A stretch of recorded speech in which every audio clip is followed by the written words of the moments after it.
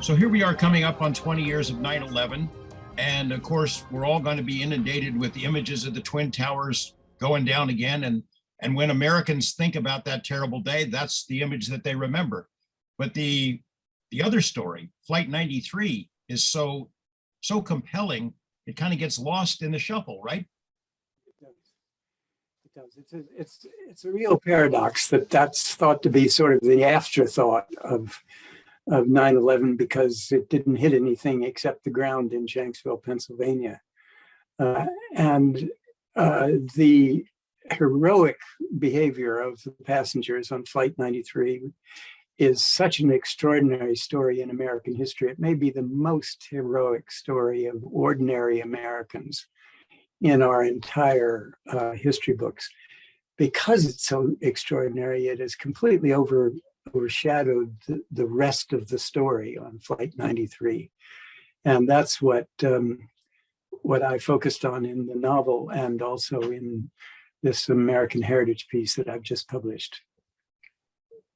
Walk me through the potential impact if those terrorists had succeeded in smashing that plane into the Capitol. I mean, those images of the Twin Towers falling are seared into all of our brains. And it had such a major psychological effect on Americans and people all over the world. But imagine for us, what would have happened if they had succeeded in smashing that plane into the Capitol? Well, as horrible as the other two or other three crashes were, the ones in New York related to the American economy, and that affects millions upon millions of people, particularly more wealthy people. The crash into the Pentagon was an attack on the American military might, and that affects a lot of people also. But had the U.S. Capitol been destroyed, the 9/11 would have been so unimaginably worse because it would have destroyed the working American government. It would have killed many legislators. It would have ruined the building. It's almost impossible to imagine how the American government would have gone forward if that had been successful. And what I've been able to show, I think, is that it was a very, very close call that the U.S. Capitol was not destroyed that day. A close call because of a number of happenstances in the story of that flight that were simply accidents of history. They could not have happened. And the fact that they did happen actually saved the Capitol. You detail both in the essay that I mentioned and in your book, The 19th Terrorist, the amazing sequence of events. So much of what happened was really luck, right? Just luck. It was luck. It was luck. And that point, I think, has just not registered with the American people yet. Maybe it will through the work that I've done here. But there were several critically important things that were accidents. One was that the plane left 25 minutes later than the other three planes. Of course, the plot was for all four to leave it about the same time and hit the target about the same time. Well, this one was delayed because of traffic in Newark Airport, didn't take off until 25 minutes later.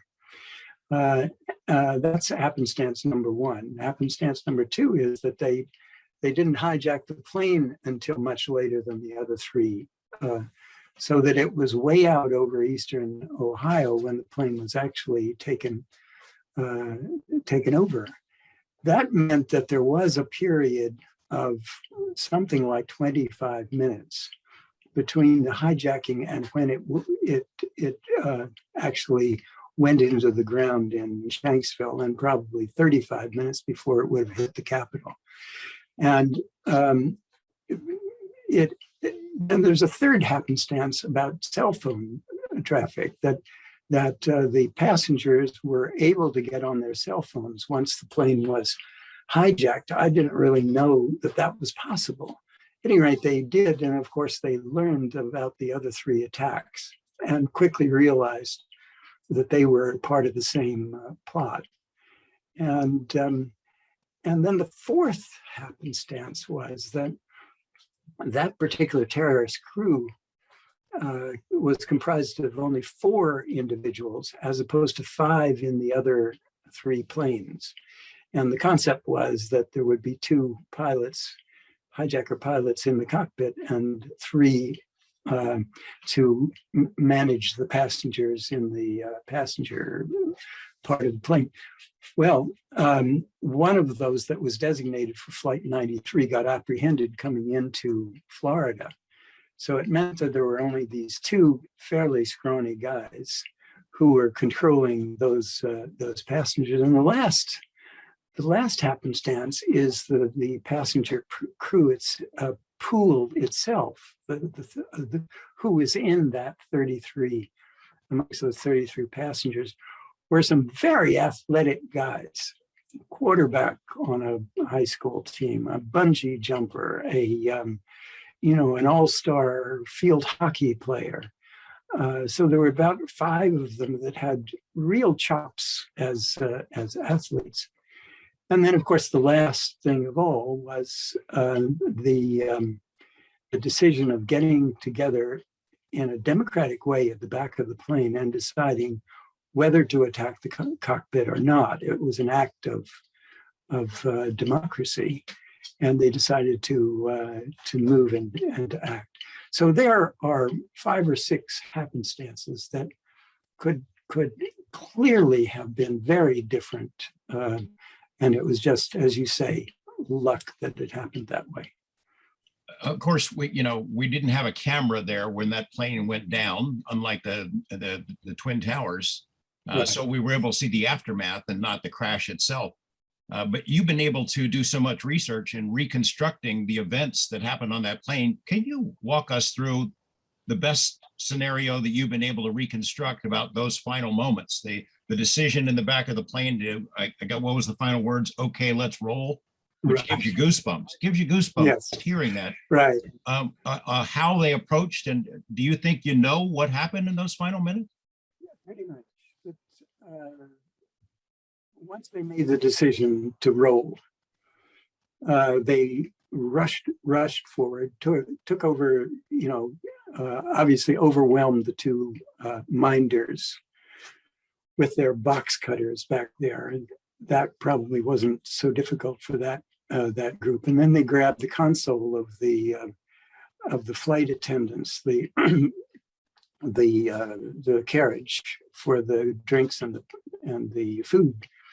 And they pushed that to the cockpit door and kept slamming against the door. We have the cockpit recorder where you actually hear the slams against the cockpit door, and you also hear the interchanges between the hijacker pilot, Ziad Jarrah was his name, and his minder, his quote unquote co-pilot, but he was really there to make sure that Jarrah did the right thing. And there was an interchange as to whether they should carry on and just hope that the door wasn't going to be broken down, or scuttle the whole plane. And it's totally harrowing. Totally harrowing audio. Many years ago, I did a book and a play about Jonestown, and the last moments of Jonestown are similarly terrifying. But what the pilot, the hijacker pilot, and his mate exchange is whether to put it down. No, not yet. More slams, maybe the sounds of the cracking of the door. It's not quite clear.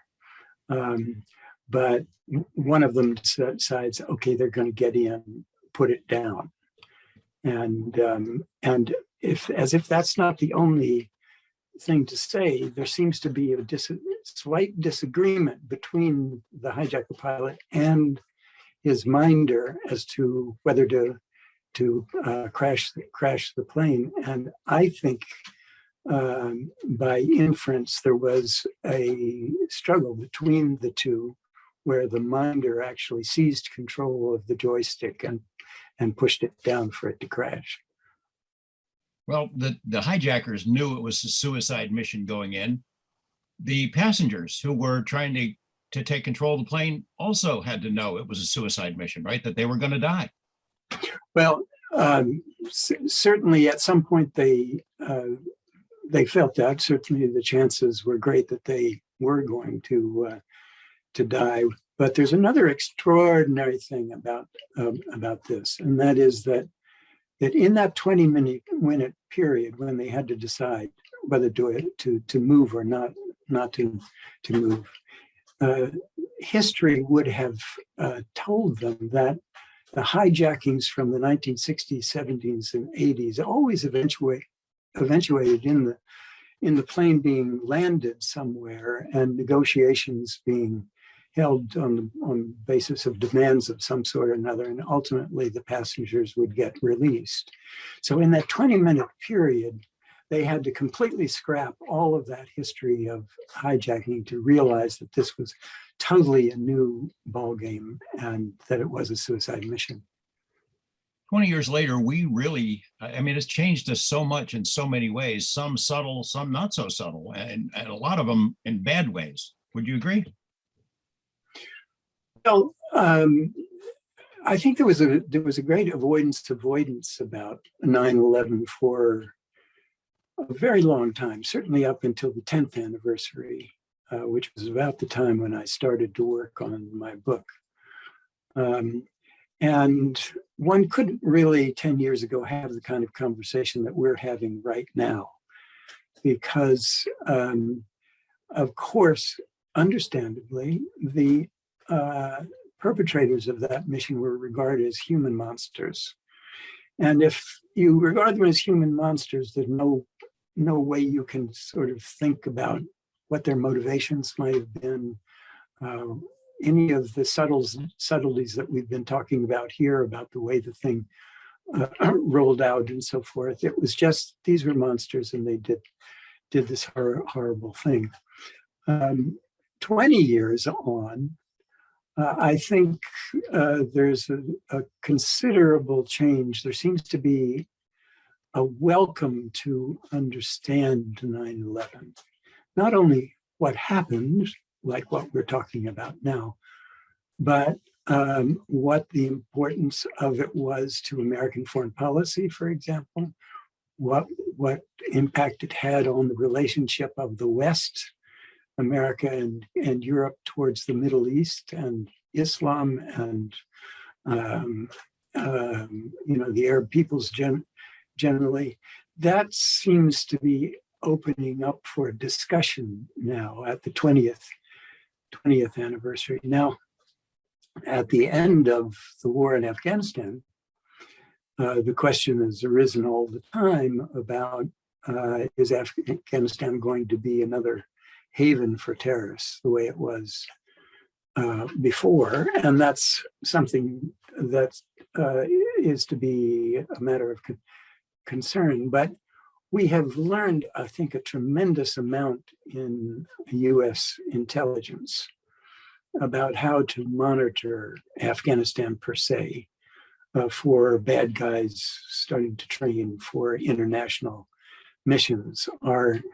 We know who they are. We have much better cyber assets.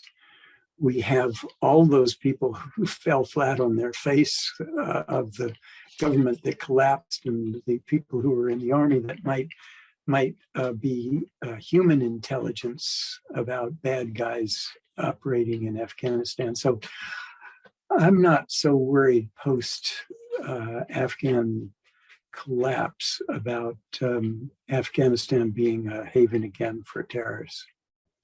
You have a great deal of personal experience and knowledge of recruitment and radicalization of people like these hijackers. Can you share some of that with us, and how that might be used now to create new enemies who might want to try to pull something similar on us? Well, my whole literary career began coming out of the US Army in the 1960s during the Vietnam era, when I was trained in the recruitment of foreign agents. Um, Before 9/11, I had just published in sequence, really, 4 books about the clash between Islam and Christianity in ancient history. And I was really looking for a way to bring that knowledge into a modern case. What 9/11 presented was the opportunity to tap all of that knowledge of those other 4 books, Clash of Civilizations between the West and the East, and also to tap my experience as an Army intelligence officer in the recruitment of agents, how Islamic history and Islamic ideology could be used in the process of recruiting a terrorist. And that's the story that I have told in fiction, because I couldn't tell the story of the Shanksville pilot, in fact, because he was dead and there was very little that was known about him. But piecing together a lot of information from different ways, a profile could be constructed of how not a very bright guy could get sucked into the Al-Qaeda system and be a candidate to be one of these suicide bombers. But what interested me immensely about the Shanksville pilot was that he was a character in conflict. He had not bought in completely like the others in Nazi lockstep to the mission, because he was in love with a woman in Germany. And he was pulled between these 2 commitments, one to Al-Qaeda and one to this woman who he had married in an Islamic ceremony. So just as a storyteller, that really intrigued me about how to, if you will, humanize a story that was right at the center of an event that utterly changed American history. Yeah, it seems like, I mean, you write nonfiction and fiction equally well, and have been succeeded in both formats, but you can tell a story in nonfiction that is more powerful than a fact-based fiction story. All right. No problem. Undoubtedly another robocall. Go ahead. No, it's the nonfiction, a novel, The 19th Terrorist. You could write things in a more powerful way that would have a greater impact on the reader than a straightforward nonfiction story. Yes, especially if they're in nonfiction, there wasn't really any information that could be used to create a complicated and compelling story. The facts were just simply not available. What little facts there were classified and continue to be classified because of these ongoing criminal proceedings in Guantanamo Bay. So it was impossible. It would have been impossible. It is impossible to write a nonfiction, a fine, important book about one of these hijackers as a factual matter. Here we are from the vantage point of 20 years later, and I think we can now recognize all the serious mistakes that we made along the way. We invade Afghanistan to go after the bad guys, good, and then we stay there for 20 years. We invade Iraq, that had nothing to do with it. We set the Islamic world on fire. It was a great recruitment tool. We imposed changes here in the US, the NSA massive surveillance program of American citizens. We spend trillions and trillions of dollars, thousands and thousands of American lives and hundreds of thousands of Muslim lives. Have we learned a lesson? Or are we prone to do this kind of thing again? Well, we did it again after Vietnam, didn't we? So have we learned the lesson? There was that period after Vietnam. This was a great thing that Ronald Reagan would say in his campaigning, that America suffered from a Vietnam syndrome, which meant we couldn't do anything. We're so wounded by the Vietnam experience that we were just paralyzed.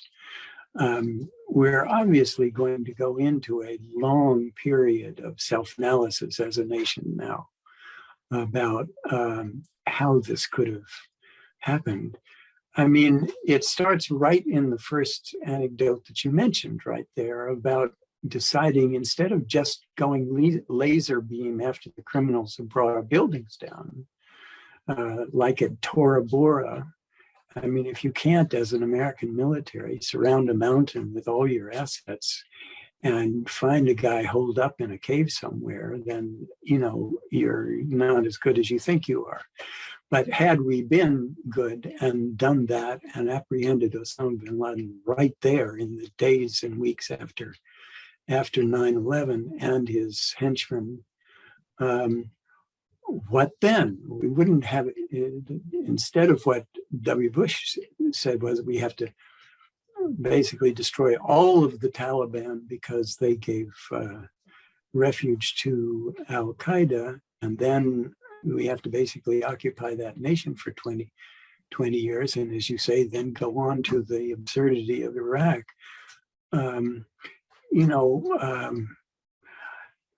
Certainly, I think wise people are saying that decision by George W. Bush to widen the whole thing to the whole nation of Afghanistan is one of the worst decisions ever made in American history.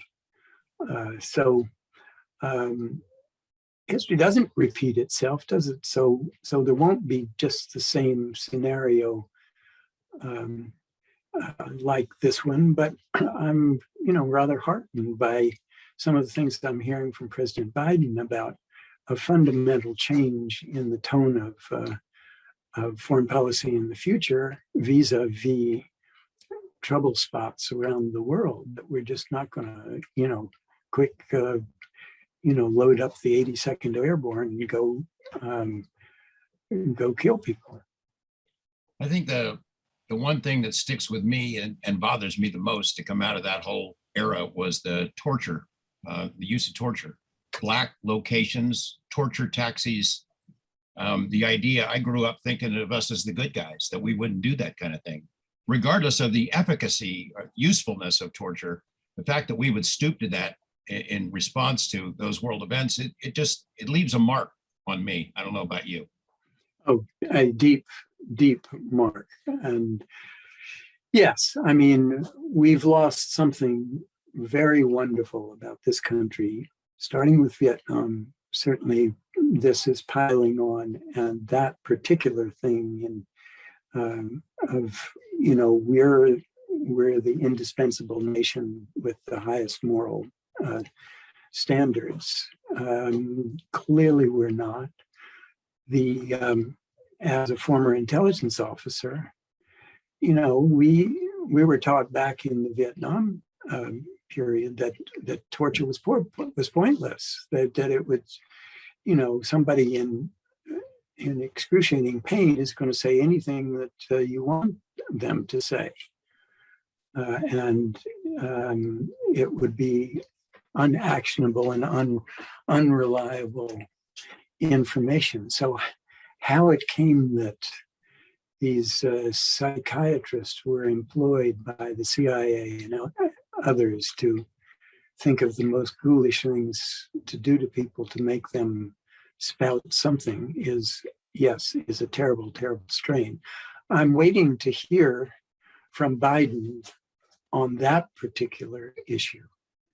And I'm really glad you brought that up, because that is very much something that needs to be into the conversation in the coming year or two. One last question, just for the readers who are going to see advertisements or mentions of your book, The 19th Terrorist. Tell them, give us a pitch on why people should read it and what you hope they learn from it. Well, it's a good read. It's an exciting book. It's a thriller, basically. But so it, I think readers will welcome it. Readers that are talking to me say very, very pleasing to me that the book has such a sense of authenticity, that it could have happened this way.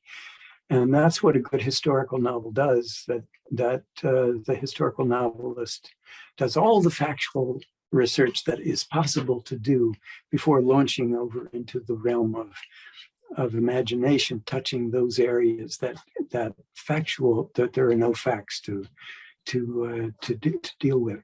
So I think it's I would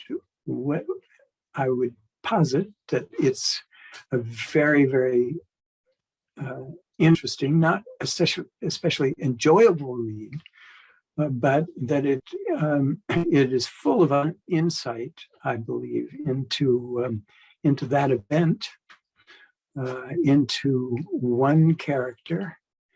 And it's a novel that really only has three characters. One is the perpetrator. The second is the lover, the woman, and it's really told. The book is told through the eyes of the woman. You never really know whether she is part of the conspiracy or not. And a kind of frumpy German policeman, because there is the story of how a suicide bombing plane could have happened. But there is also the story of the aftermath of 9/11, when all of law enforcement all over the world was terrified there was going to be a second wave of attacks. And I think it is authentically so that the actual woman, because there was an actual woman lover of the Shanksville pilot, was thought to be an excellent source as to whether there would be a second wave of attacks. And so the reader will have to make up his or her mind as to whether she is part of the conspiracy or not. That's part of the quandary of the reading. So I hope it will find a wide readership, and I hope you'll read it. I've started it already, and I'm looking forward to finishing it. It's a thrill and an honor to talk to you. I've admired your body of work, your career over the years, and wish you all the best of luck with this, and hope we get a chance to talk again. I'd be delighted. Thank you. Thanks for your interest. Take care.